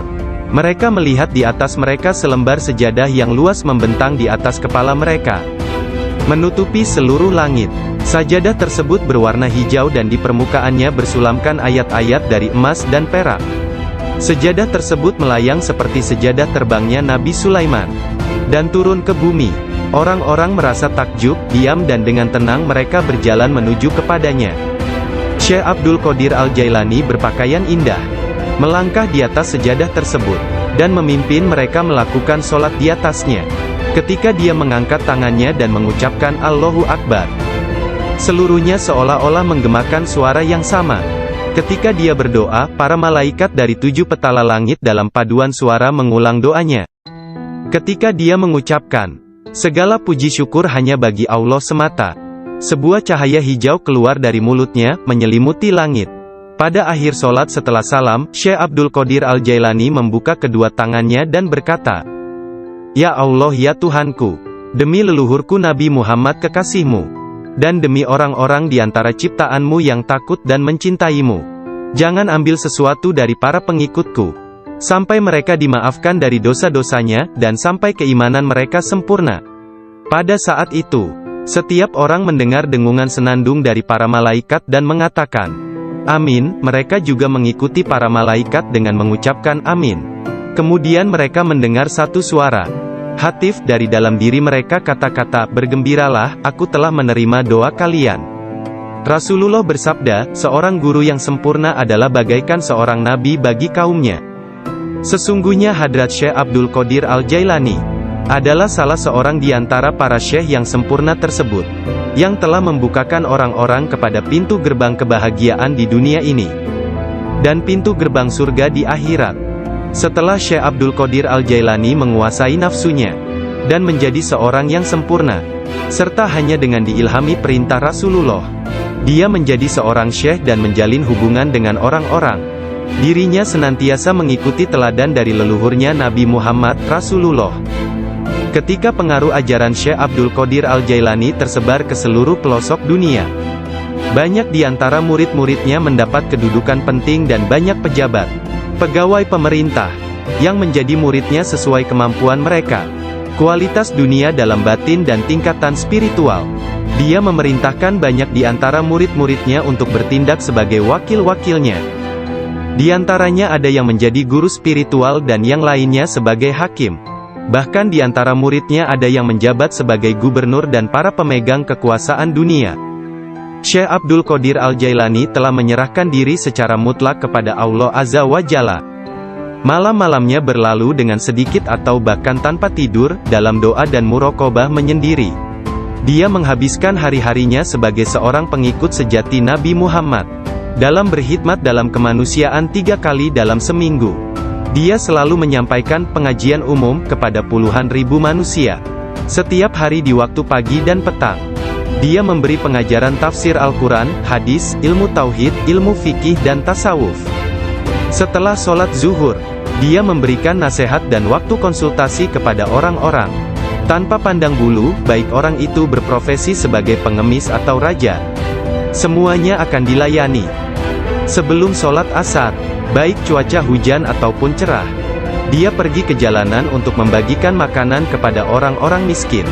Dalam seluruh hari-harinya di bulan Ramadan, Syekh Abdul Qadir Al-Jailani hanya makan sekali sehari. Setelah sholat maghrib, beliau tidak pernah makan sendirian. Pembantunya akan berdiri di pintu menanyakan orang-orang yang lewat. Jika mereka yang lewat ada yang belum makan, agar mereka ikut makan. Syekh Abdul Qadir Al-Jailani wafat pada hari Sabtu tanggal 8 Rabiul Tsani tahun 561 Hijriah. 1166 Masehi, pada usia 91 tahun. Makamnya yang berada di Madrasah Babut Darajah di kota Baghdad, Irak, menjadi tempat penting dari kunjungan para penziarah kaum sufi dan semua muslim. Ketika mengidap penyakit yang mengantarkannya pada kewafatannya itu, salah seorang anak lelakinya yaitu Abdul Aziz melihat bahwa dia menderita sakit yang luar biasa, meregang dan menggulingkan tubuh di tempat tidurnya. "Jangan mencemaskanku," Syekh berkata kepada putranya. "Aku berbalik dan berbalik lagi dalam pengetahuan Allah Azza wa Jalla." Ketika anak lelakinya yang lain, yakni Abdul Jabbar, bertanya kepadanya tentang rasa sakitnya, dia berkata, "Semua tubuhku terasa sakit kecuali hatiku. Tidak ada rasa sakit di sini karena hati ini bersama Allah." Anak lelakinya yang lain, yaitu Abdul Wahab, berkata kepadanya, "Berilah aku beberapa nasihat tentang apa yang harus dilakukan setelah engkau meninggalkan dunia ini." Dia berkata, "Takutlah kepada Allah dan tiada sesuatu pun yang lain. Berharaplah dari Allah dan percayakan seluruh kebutuhanmu kepadanya. Tidak mengharap dan menginginkan apapun kecuali Dia. Menyandarkan diri kepada Allah dan tidak kepada sesuatu yang lain. Bersatu dengannya, bersatu dengannya, bersatu dengannya." Sebelum meninggal dunia, Syekh Abdul Qadir Al-Jailani melihat sekeliling dan berkata kepada orang-orang yang hadir, "Telah datang di hadapanku selain kalian makhluk lain yang kalian tidak melihatnya telah datang kepadaku. Persiapkan ruangan dan berlaku sopan santunlah kepada mereka, yakni menghormati kehadiran para malaikat yang tidak dapat dilihat. Aku adalah biji tanpa kulit. Kalian melihatku bersama kalian. Sementara aku dengan seseorang yang lain, sebaiknya kalian meninggalkanku sekarang." Kemudian dia berkata, Wahai malaikat pencabut nyawa, aku tidak takut kepadamu, tidak juga kepada sesuatu pun yang lain. Kecuali hanya kepada Allah, yang telah menemaniku dan bermurah hati kepadaku. Pada saat terakhir, dia mengangkat tangan dan berkata, tiada Tuhan selain Allah dan Muhammad adalah Rasul-Nya. Kemuliaan hanya bagi Allah yang Maha Agung, yang hidup abadi. Kemuliaan hanya milik-Nya, yang Maha Kuasa, yang menguasai hamba-hambanya dengan kematian. Kemudian dia mengeluarkan seruan yang keras dan berkata, Allah, Allah, Allah. Dan ruhnya yang mulia serta diberkati meninggalkan jasadnya. Maka wafatlah kekasih Allah menghadap keharibaan. Nama lengkap Syekh Abdul Qadir Al-Jailani berikut nasab dari pihak ayah. Adalah Abu Muhammad Abdul Qadir bin Abu Sahih Musa bin Janka Dausat. Janki Doasti. Bin Abdullah. Bin Yahya Az-Zahid bin Muhammad bin Dawud. Bin Musa bin Abdullah bin Musa Al-Juni bin Abdullah bin Al-Mahdi. Bin Hasan Al-Musana bin Hasan bin Ali bin Abi Talib dan Fatimah Az-Zahra. Silsilah nasab Syekh Abdul Qadir Al-Jailani bersambung kepada Nabi Muhammad Rasulullah. Dari putri beliau yang bernama Sayyidah Fatimah Az-Zahra, istri Sayyidina Ali bin Abi Talib. Adapun silsilah dari ibunya adalah Abdul Qadir bin Fatimah binti Abdullah bin Abu Jamaluddin bin Tahir bin Abdullah bin Kamaluddin Isa bin Muhammad Al-Jawad bin Ali Ar-Rida bin Musa Al-Kazim bin Jafar As-Sadiq bin Muhammad Al-Bakir bin Ali Zainul Abidin bin Husain bin Ali bin Abi Talib. Sepanjang masa bayinya, Syekh Abdul Qadir Jailani tidak pernah makan selama bulan puasa. Suatu ketika pada awal Ramadan, cuaca mendung dan orang-orang tidak dapat melihat bulan baru. Tidak tahu apakah bulan Ramadan sesungguhnya telah masuk atau belum. Mereka datang kepada Ummul Khair Fatimah, ibunda Syekh Abdul Qadir, dan menanyakan apakah si anak sudah makan hari itu. Karena dia belum makan, mereka menetapkan bahwa puasa telah dimulai. Abdul Qadir Al-Jailani menceritakan, ketika kecil, setiap hari aku selalu didatangi seorang malaikat dalam bentuk pemuda tampan. Dia berjalan bersamaku dari rumah ke madrasah dan membuat anak-anak lain di dalam kelas memberiku tempat di barisan pertama. Dia tinggal bersamaku sepanjang hari dan kemudian membawaku pulang ke rumah. Dalam sehari, aku belajar lebih banyak daripada murid lain yang belajar dalam 1 minggu. Awalnya aku tidak tahu siapa dia. Suatu hari, aku bertanya kepadanya, dan dia berkata, aku salah satu malaikat Allah. Dia mengirim dan memerintahku untuk bersamamu selama engkau belajar. Beliau kembali menceritakan mengenai masa kanak-kanaknya. Dia berkata, setiap kali ingin pergi bermain dengan anak-anak lain, aku mendengar satu suara berkata, datanglah kepadaku sebagai gantinya, wahai orang yang diberkati. Datanglah kepadaku. Dalam keadaan ketakutan, aku pergi dan mencari ketenangan di balik lengan ibuku. Sekarang, bahkan dalam ketaatan penuh dan halwat yang panjang, aku tidak dapat mendengar dengan jelas suara tersebut. Ketika Abdul Qadir Al-Jailani ditanya oleh seseorang, apa kuncinya yang membawa dirinya pada tingkatan spiritual yang tinggi? Beliau berkata, kejujuran yang telah aku janjikan kepada ibuku. Abdul Qadir Al-Jailani menceritakannya sebagai berikut. Suatu hari, malam Aidul Adha, aku pergi ke ladang kami untuk membantu menggarap tanah. Semasa aku berjalan di belakang lembu jantan, dia memalingkan kepalanya dan memandangku seraya berkata, engkau tidak diciptakan untuk pekerjaan ini. Sungguh, aku sangat ketakutan dan berlari ke rumah dan memanjat ke atap rumah petak bertingkat. Ketika melihat keluar, tiba-tiba aku melihat para jemaah haji sedang berkumpul wukuf di Padang Arafah. Di Arabia, tepat di depanku. Lalu aku segera pergi menemui ibuku, yang waktu itu sudah menjadi janda, dan meminta kepadanya, kirimlah aku ke jalan kebenaran, dan berilah aku izin untuk pergi ke Baghdad, untuk mendapatkan ilmu pengetahuan bersama-sama orang bijak, dan orang-orang yang dekat kepada Allah Azza wa Jalla. Ibu bertanya kepadaku, apa alasan permintaanmu yang tiba-tiba tersebut? Aku mengatakan kepadanya, apa yang telah terjadi pada diriku. Beliau menangis mendengar ceritaku, lalu mengeluarkan 80 keping emas. Semuanya adalah warisan ayahku. Dia menyisihkan 40 untuk saudaraku yang laki-laki. 40 keping lainnya dijahit di bagian ketiak mantelku.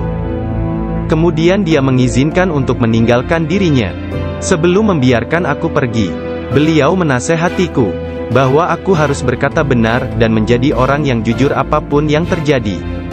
Ibu melepas kepergianku dengan kata-kata, "Mudah-mudahan Allah melindungi dan membimbingmu wahai anakku. Aku memisahkan diriku sendiri dari orang yang paling mencintaiku karena Allah. Aku tahu bahwa aku tidak akan dapat melihatmu sampai hari pengadilan terakhir tiba."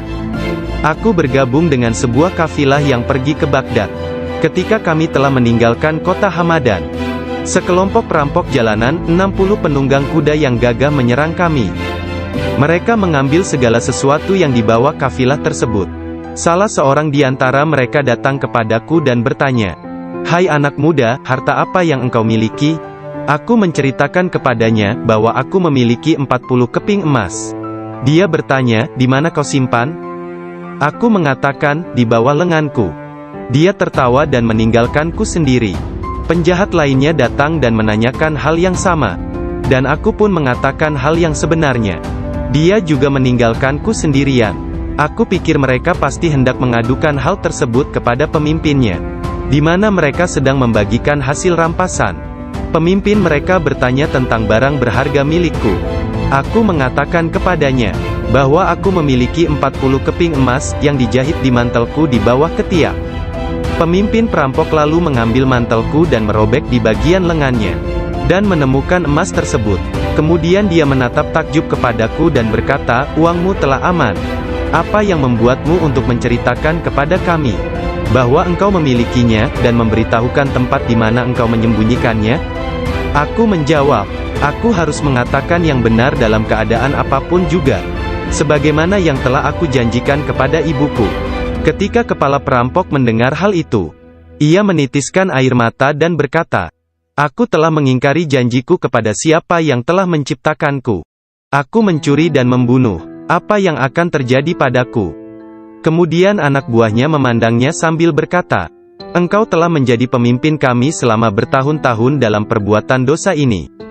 Sekarang juga engkau tetap menjadi pemimpin kami dalam penyesalan." Ke-60 orang itu memegang tanganku dan menyatakan penyesalannya serta keinginannya untuk mengubah jalan mereka. Mereka merupakan orang pertama yang memegang tanganku dan mendapatkan ampunan untuk dosa-dosa mereka. Ketika Syekh Abdul Qadir Al-Jailani tiba di Baghdad, beliau berusia 18 tahun. Tatkala dia mencapai pintu gerbang kota, Nabi Khidir muncul dan menghalanginya untuk memasuki kota.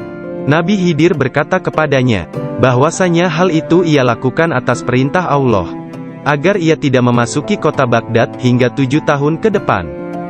Nabi Khidir membawanya ke dan mengujinya. Aku melihat dia dalam dunia spiritual yang keras seperti batu, besar seperti gunung. Syekh Abdul Qadir Al-Jailani merupakan contoh tauladan terbesar dari kenyataan bahwa dalam Islam, mencari ilmu pengetahuan adalah kewajiban suci untuk semua orang, laki-laki dan perempuan dari ayunan hingga liang kubur. Dia menjadi orang bijak terbesar di zamannya. Dia menghafal Al-Quran Al-Karim dan mempelajari penafsirannya dari Ali Abul Wafa Al-Kail, Abu Hatab Mahfuz, dan Abul Hasan Muhammad Al-Qadi. Menurut beberapa sumber, Abdul Qadir Al-Jailani belajar dengan Qadi Abu Said Al-Mubarak bin Muharrami, ulama terbesar pada zamannya di Baghdad. Meskipun telah mempelajari ilmu-ilmu pengetahuan tentang jalan mistik dari Syekh Hamad Ad-Dabas dan memasuki jalan tasawuf melalui tangannya, namun Syekh Abdul Qadir Al-Jailani telah diberi hirkah, jubah kesufian, sebagai simbol dari jubah Rasulullah oleh Qadi Abu Said. Garis silsilah ijazah spiritual dari Qadi Abu Said Al-Mubarak bin Ali Al-Muharrami, melalui Syekh Abu Hasan Ali bin Muhammad Al-Qurashi, dari Abul Faraj At-Tursusi dari At-Tamimi, dari Syekh Abu Bakar As-Shibli dari Abul Qasim Al-Junaid, dari Sari As-Sakati dari Ma'ruf Al-Karhi, dari Dawud At-Tayyah dari Habib Al-Jami, dari Hasan Al-Basri dari Imam Ali bin Abi Talib. Imam Ali menerima hirkah, jubah kesufian, dari tangan mulia Nabi Muhammad kekasih Allah, Tuhan semesta alam, dan beliau menerimanya dari malaikat utama Jibril alaihissalam, yang menerimanya dari kebenaran Tuhan, Allah Azza wa Jalla. Seseorang bertanya kepada Syekh Abdul Qadir Al-Jailani, apakah yang dia terima dari Allah Ta'ala? Beliau menjawab, tingkah laku dan pengetahuan yang baik. Qadi Abu Said Al-Muharrami berkata, Sesungguhnya Abdul Qadir Al-Jailani menerima hirkah dari tanganku. Tetapi aku juga menerima hirkah dari tangannya. Qadi Abu Said Al-Muharrami mengajar di sebuah madrasah miliknya sendiri, di Babul Azdi, Baghdad. Kemudian dia memberikan madrasah tersebut kepada Syekh Abdul Qadir Al-Jailani, yang mulai mengajar di sana. Syekh Abdul Qadir Al-Jailani telah berusia 50 tahun lebih pada waktu itu. Kata-kata dan ucapannya mempesona dan menakjubkan, sehingga menggugah hati orang-orang yang mendengarnya. Para murid dan jemaahnya semakin berkembang pesat dalam jumlah yang banyak, sehingga tidak ada tempat, baik di dalam ataupun di sekitar madrasah tersebut, untuk menampung para pengikutnya. Syekh Abdul Qadir Al-Jailani berkata mengenai permulaan mengajarnya. Pada suatu pagi aku melihat Rasulullah, beliau bertanya kepadaku, "Mengapa engkau tidak berbicara?" Aku berkata, "Aku adalah orang Persia, bagaimana aku dapat berbicara dengan bahasa Arab yang indah dari Baghdad?" "Buka mulutmu," beliau berkata, dan kulakukan perintah beliau. Nabi Muhammad lantas meniup nafasnya ke mulutku 7 kali. Lalu berkata, "Pergilah, tunjukilah umat manusia, dan ajaklah mereka kepada jalan Tuhanmu, dengan bijak dan kata-kata indah." Aku menjalankan sholat zuhur, dan aku melihat orang telah ramai sedang menungguku berbicara. Ketika melihat mereka, aku menjadi gembira, namun lidahku seakan-akan terkunci. Kemudian aku melihat Imam Ali bin Abi Thalib yang diberkati. Dia mendatangiku dan memintaku untuk membuka mulut. Kemudian meniupkan nafasnya sendiri ke dalam mulutku sebanyak 6 kali. Aku bertanya, "Mengapa Anda tidak melakukannya sebanyak 7 kali, seperti yang dilakukan Rasulullah?" Sayyidina Ali berkata, "Karena rasa hormatku kepada Rasulullah." Kemudian Sayyidina Ali pun menghilang. Dari mulutku yang terbuka, keluarlah kata-kata, "Sesungguhnya fikiran adalah juru selam, menyelam jauh ke dalam lautan hati untuk menemukan mutiara kebijaksanaan. Ketika dia membawanya ke pantai kemakhlukannya, dia tumpah dalam bentuk kata-kata dari bibirnya. Dan dengan itu, dia membeli ketaatan tak ternilai di pasar-pasar ibadah Allah." Kemudian aku berkata, "Dalam suatu malam, seperti salah satu dari malamku, jika seseorang di antaramu hendak membunuh keinginan-keinginan rendahnya, kematian akan terasa begitu manis, sehingga engkau tidak akan dapat merasakan sesuatu yang lain di dunia ini. Sejak saat itu, walau bagaimanapun keadaannya, sekalipun bangun atau tidur, aku tetap mempertahankan tugasku mengajar. Banyak sekali pengetahuan tentang keimanan dan agama dalam diriku. Jika tidak berbicara dan menuangkannya keluar, aku akan merasakan bahwa hal itu akan menenggelamkan diriku. Ketika pertama kali mengajar, aku hanya mempunyai 2 atau 3 orang murid saja. Ketika mereka mendengarku, jumlah mereka bertambah menjadi 70.000 orang. Madrasahnya maupun lingkungan di sekitarnya tidak dapat menampung para pengikutnya. Oleh sebab itu, dicarilah tempat yang lebih luas. Orang kaya dan orang miskin di Baghdad turut membantu dalam penambahan bangunan-bangunan yang baru. Mereka yang kaya membantu dengan dana, sedangkan yang miskin membantu dengan tenaga mereka, termasuklah kaum perempuan, yang turut membantu bekerja. Kelak Syekh Abdul Qadir Al-Jailani merupakan seorang imam, ahli dalam masalah-masalah keagamaan, tauhid dan fikih, dan pemimpin dari mazhab Syafi'i dan Hambali dalam Islam. Beliau adalah seorang yang sangat bijaksana dan berpengetahuan luas. Doanya segera dikabulkan, baik ketika berdoa untuk kebaikan dan berdoa untuk hukuman. Dia adalah seorang yang banyak melakukan karomah. Manusia sempurna, yang selalu sadar serta ingat kepada Allah Azza wa Jalla. Muraqabah, berfikir, menerima dan memberi pelajaran. Dia mempunyai hati yang lembut, sifat yang mulia dan wajah yang selalu tersenyum. Dia orang yang peka dan memiliki sikap yang sangat baik. Berakhlak dalam tabiat serta dermawan dalam memberi materi dan nasihat serta pengetahuan. Dia mencintai orang-orang, tetapi secara khususnya terhadap orang-orang yang beriman dan mengabdikan diri, serta beribadah kepada Zat yang Maha Esa, menolong kepada siapa yang beriman. Dia tampan, selalu berpakaian rapi, pembicaraannya tidak berlebihan dan sia-sia. Apabila berbicara, meskipun dia berbicara dengan cepat, tetapi setiap kata dan suku katanya yang keluar, terdengar jelas. Beliau berbicara dengan penuh keindahan, dan dia berbicara kebenaran. berbicara tentang kebenaran tanpa ragu-ragu. Karena dia tidak peduli, apakah dia akan dipuji, dikritik atau dicaci.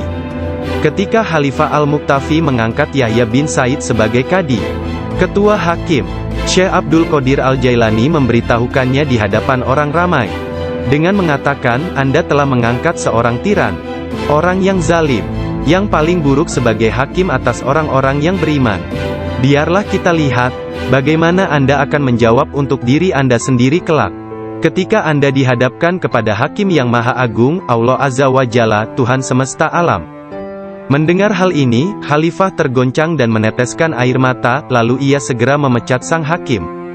Penduduk kota Baghdad mengalami kemajuan dalam hal akhlak dan rohani dan tingkah laku.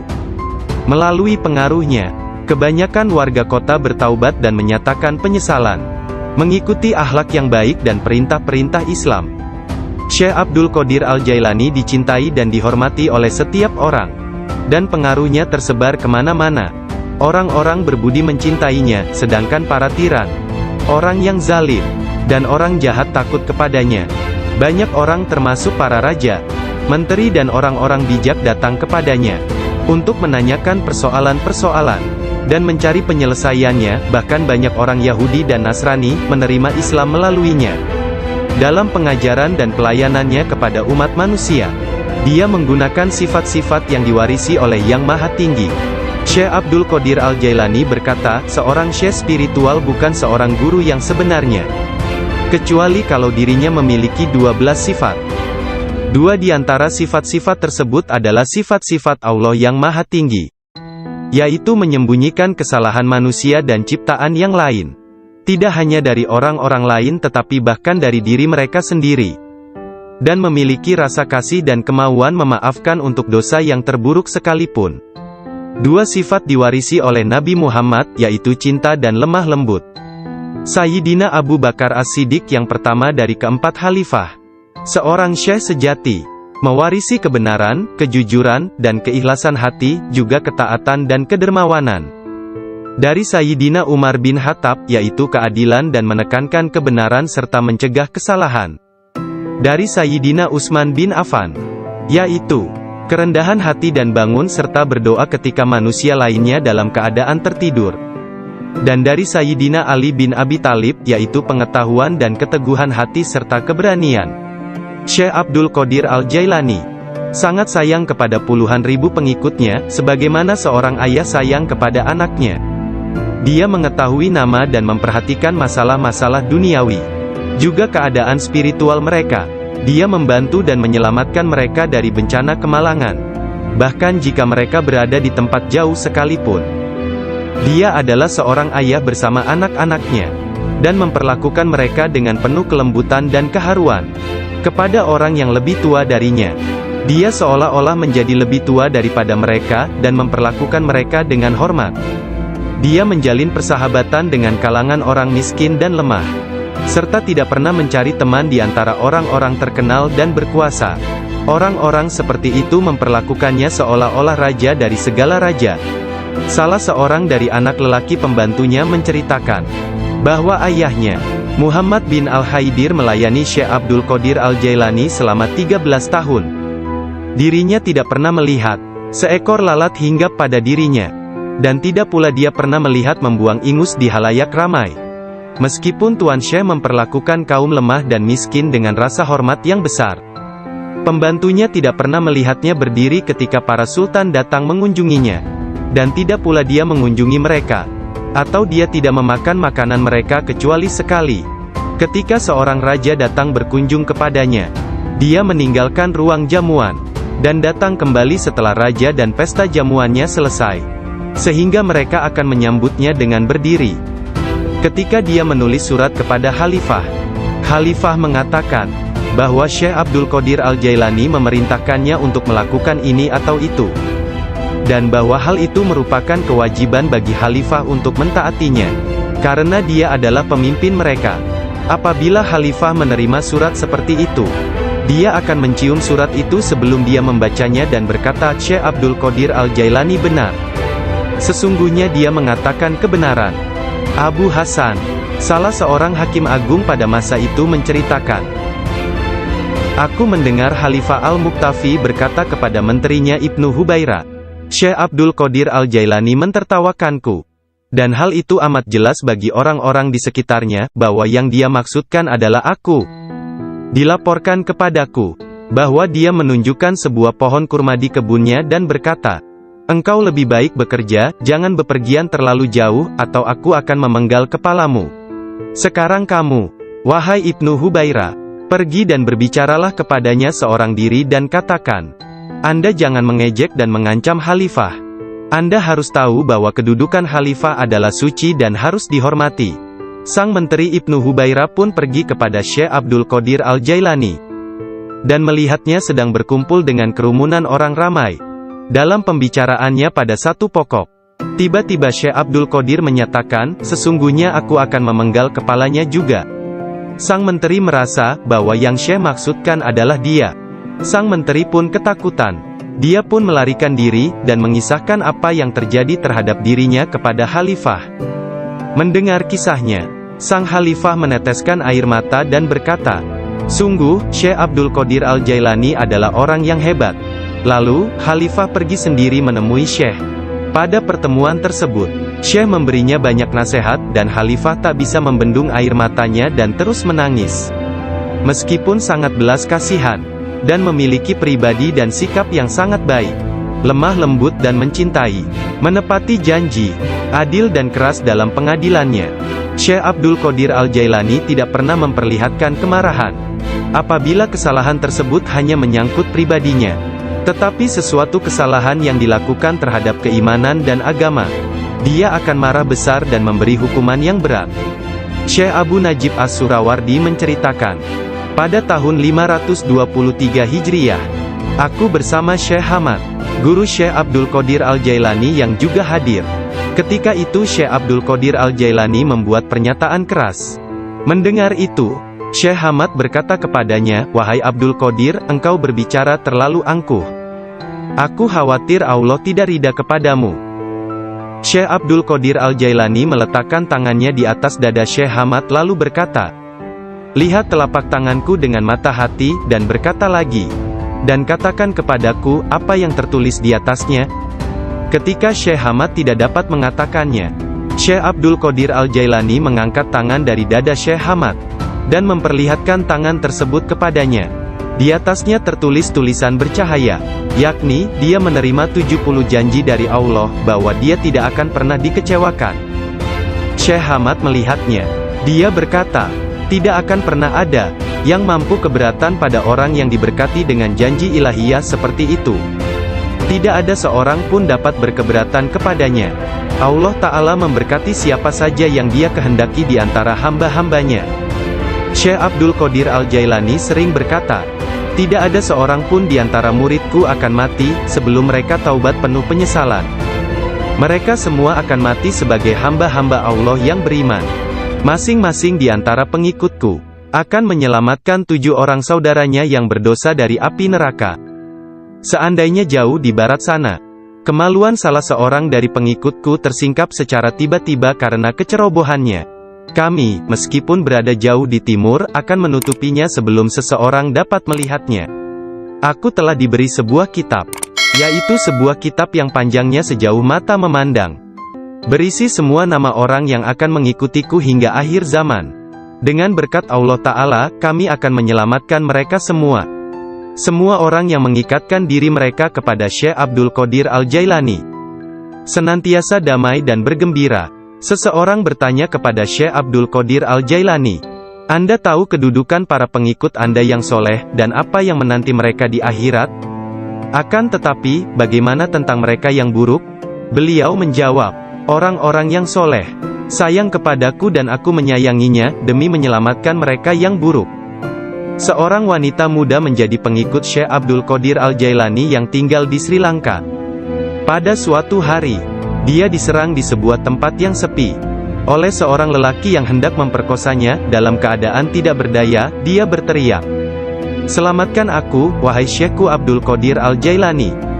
Saat itu, Syekh Abdul Qadir Al-Jailani sedang mengambil wudhu di Baghdad. Orang-orang melihat Syekh tiba-tiba berhenti, kemudian dengan marah, dia mengambil terompahnya. sandal, dan melemparkannya ke atas. Mereka tidak melihat terompah tersebut jatuh. Ternyata, terompah tersebut jatuh di atas kepala orang yang sedang menyerang gadis muda itu di Sri Lanka. Dan pria tersebut pun meninggal dunia. Disebutkan bahwa terompah tersebut tetap berada di sana, disimpan sebagai barang peninggalan. Syekh At-Tustari menceritakan bahwa suatu hari para pengikut Syekh Abdul Qadir Al-Jailani di Baghdad mencari Syekh Abdul Qadir Al-Jailani kemana-mana. Tiba-tiba seseorang berkata kepada mereka bahwa dirinya telah melihat Syekh Abdul Qadir Al-Jailani sedang berjalan menuju ke Sungai Tigris. Lalu para muridnya berlarian menuju ke sana hendak menyusulnya. Ketika sampai di sungai tersebut, mereka melihat syekhnya itu sedang berada di tengah sungai, berjalan di atas air menuju ke arah mereka. Semua ikan pada waktu itu menjulurkan kepalanya ke atas permukaan air dan memberi salam kepada Syekh Abdul Qadir Al-Jailani. Hal itu terjadi pada waktu sholat zuhur. Mereka melihat di atas mereka selembar sejadah yang luas membentang di atas kepala mereka, menutupi seluruh langit. Sajadah tersebut berwarna hijau dan di permukaannya bersulamkan ayat-ayat dari emas dan perak. Sejadah tersebut melayang seperti sejadah terbangnya Nabi Sulaiman dan turun ke bumi. Orang-orang merasa takjub, diam dan dengan tenang mereka berjalan menuju kepadanya. Syekh Abdul Qadir Al-Jailani berpakaian indah, melangkah di atas sejadah tersebut, dan memimpin mereka melakukan sholat di atasnya. Ketika dia mengangkat tangannya dan mengucapkan Allahu Akbar, seluruhnya seolah-olah menggemakan suara yang sama. Ketika dia berdoa, para malaikat dari 7 petala langit dalam paduan suara mengulang doanya. Ketika dia mengucapkan, segala puji syukur hanya bagi Allah semata, sebuah cahaya hijau keluar dari mulutnya, menyelimuti langit. Pada akhir sholat setelah salam, Syekh Abdul Qadir Al-Jailani membuka kedua tangannya dan berkata, Ya Allah ya Tuhanku, demi leluhurku Nabi Muhammad kekasihmu, dan demi orang-orang di antara ciptaanmu yang takut dan mencintaimu, jangan ambil sesuatu dari para pengikutku, sampai mereka dimaafkan dari dosa-dosanya, dan sampai keimanan mereka sempurna. Pada saat itu, setiap orang mendengar dengungan senandung dari para malaikat dan mengatakan, Amin. Mereka juga mengikuti para malaikat dengan mengucapkan Amin. Kemudian mereka mendengar satu suara hatif dari dalam diri mereka, kata-kata, bergembiralah, aku telah menerima doa kalian. Rasulullah bersabda, seorang guru yang sempurna adalah bagaikan seorang nabi bagi kaumnya. Sesungguhnya Hadrat Syekh Abdul Qadir Al-Jailani adalah salah seorang di antara para syekh yang sempurna tersebut, yang telah membukakan orang-orang kepada pintu gerbang kebahagiaan di dunia ini, dan pintu gerbang surga di akhirat. Setelah Syekh Abdul Qadir Al-Jailani menguasai nafsunya, dan menjadi seorang yang sempurna, serta hanya dengan diilhami perintah Rasulullah, dia menjadi seorang syekh dan menjalin hubungan dengan orang-orang. Dirinya senantiasa mengikuti teladan dari leluhurnya Nabi Muhammad, Rasulullah. Ketika pengaruh ajaran Syekh Abdul Qadir Al-Jailani tersebar ke seluruh pelosok dunia, banyak di antara murid-muridnya mendapat kedudukan penting dan banyak pejabat, pegawai pemerintah, yang menjadi muridnya sesuai kemampuan mereka, kualitas dunia dalam batin dan tingkatan spiritual. Dia memerintahkan banyak di antara murid-muridnya untuk bertindak sebagai wakil-wakilnya. Di antaranya ada yang menjadi guru spiritual dan yang lainnya sebagai hakim. Bahkan di antara muridnya ada yang menjabat sebagai gubernur dan para pemegang kekuasaan dunia. Syekh Abdul Qadir Al-Jailani telah menyerahkan diri secara mutlak kepada Allah Azza wa Jalla. Malam-malamnya berlalu dengan sedikit atau bahkan tanpa tidur, dalam doa dan muraqabah menyendiri. Dia menghabiskan hari-harinya sebagai seorang pengikut sejati Nabi Muhammad, dalam berkhidmat dalam kemanusiaan 3 kali dalam seminggu. Dia selalu menyampaikan pengajian umum kepada puluhan ribu manusia, setiap hari di waktu pagi dan petang. Dia memberi pengajaran tafsir Al-Quran, hadis, ilmu tauhid, ilmu fikih dan tasawuf. Setelah sholat zuhur, dia memberikan nasihat dan waktu konsultasi kepada orang-orang, tanpa pandang bulu, baik orang itu berprofesi sebagai pengemis atau raja. Semuanya akan dilayani. Sebelum sholat asar, baik cuaca hujan ataupun cerah, dia pergi ke jalanan untuk membagikan makanan kepada orang-orang miskin. Dalam seluruh hari-harinya di bulan Ramadan, Syekh Abdul Qadir Al-Jailani hanya makan sekali sehari. Setelah sholat maghrib, beliau tidak pernah makan sendirian. Pembantunya akan berdiri di pintu menanyakan orang-orang yang lewat. Jika mereka yang lewat ada yang belum makan, agar mereka ikut makan. Syekh Abdul Qadir Al-Jailani wafat pada hari Sabtu tanggal 8 Rabiul Tsani tahun 561 Hijriah. 1166 Masehi, pada usia 91 tahun. Makamnya yang berada di Madrasah Babut Darajah di kota Baghdad, Irak, menjadi tempat penting dari kunjungan para penziarah kaum sufi dan semua muslim. Ketika mengidap penyakit yang mengantarkannya pada kewafatannya itu, salah seorang anak lelakinya yaitu Abdul Aziz melihat bahwa dia menderita sakit yang luar biasa, meregang dan menggulingkan tubuh di tempat tidurnya. "Jangan mencemaskanku," Syekh berkata kepada putranya. "Aku berbalik dan berbalik lagi dalam pengetahuan Allah Azza wa Jalla." Ketika anak lelakinya yang lain, yakni Abdul Jabbar, bertanya kepadanya tentang rasa sakitnya, dia berkata, "Semua tubuhku terasa sakit kecuali hatiku. Tidak ada rasa sakit di sini karena hati ini bersama Allah." Anak lelakinya yang lain, yaitu Abdul Wahab, berkata kepadanya, "Berilah aku beberapa nasihat tentang apa yang harus dilakukan setelah engkau meninggalkan dunia ini." Dia berkata, "Takutlah kepada Allah dan tiada sesuatu pun yang lain. Berharaplah dari Allah dan percayakan seluruh kebutuhanmu kepadanya. Tidak mengharap dan menginginkan apapun kecuali Dia. Menyandarkan di masalah duniawi, juga keadaan spiritual mereka. Dia membantu dan menyelamatkan mereka dari bencana kemalangan. Bahkan jika mereka berada di tempat jauh sekalipun. Dia adalah seorang ayah bersama anak-anaknya, dan memperlakukan mereka dengan penuh kelembutan dan keharuan. Kepada orang yang lebih tua darinya, dia seolah-olah menjadi lebih tua daripada mereka, dan memperlakukan mereka dengan hormat. Dia menjalin persahabatan dengan kalangan orang miskin dan lemah, serta tidak pernah mencari teman di antara orang-orang terkenal dan berkuasa. Orang-orang seperti itu memperlakukannya seolah-olah raja dari segala raja.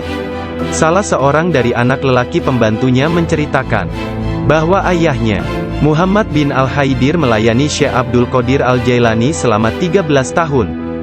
Dirinya tidak pernah melihat seekor lalat hinggap pada dirinya, dan tidak pula dia pernah melihat membuang ingus di halayak ramai. Meskipun Tuan Syekh memperlakukan kaum lemah dan miskin dengan rasa hormat yang besar, pembantunya tidak pernah melihatnya berdiri ketika para sultan datang mengunjunginya. Dan tidak pula dia mengunjungi mereka, atau dia tidak memakan makanan mereka kecuali sekali. Ketika seorang raja datang berkunjung kepadanya, dia meninggalkan ruang jamuan, dan datang kembali setelah raja dan pesta jamuannya selesai. Sehingga mereka akan menyambutnya dengan berdiri. Ketika dia menulis surat kepada Khalifah, Khalifah mengatakan bahwa Syekh Abdul Qadir Al-Jailani memerintahkannya untuk melakukan ini atau itu, dan bahwa hal itu merupakan kewajiban bagi Khalifah untuk mentaatinya, karena dia adalah pemimpin mereka. Apabila Khalifah menerima surat seperti itu, dia akan mencium surat itu sebelum dia membacanya dan berkata, "Syekh Abdul Qadir Al-Jailani benar. Sesungguhnya dia mengatakan kebenaran." Abu Hasan, salah seorang hakim agung pada masa itu, menceritakan, "Aku mendengar Khalifah Al-Muqtafi berkata kepada menterinya Ibnu Hubairah, Syekh Abdul Qadir Al-Jailani mentertawakanku. Dan hal itu amat jelas bagi orang-orang di sekitarnya, bahwa yang dia maksudkan adalah aku. Dilaporkan kepadaku, bahwa dia menunjukkan sebuah pohon kurma di kebunnya dan berkata, 'Engkau lebih baik bekerja, jangan bepergian terlalu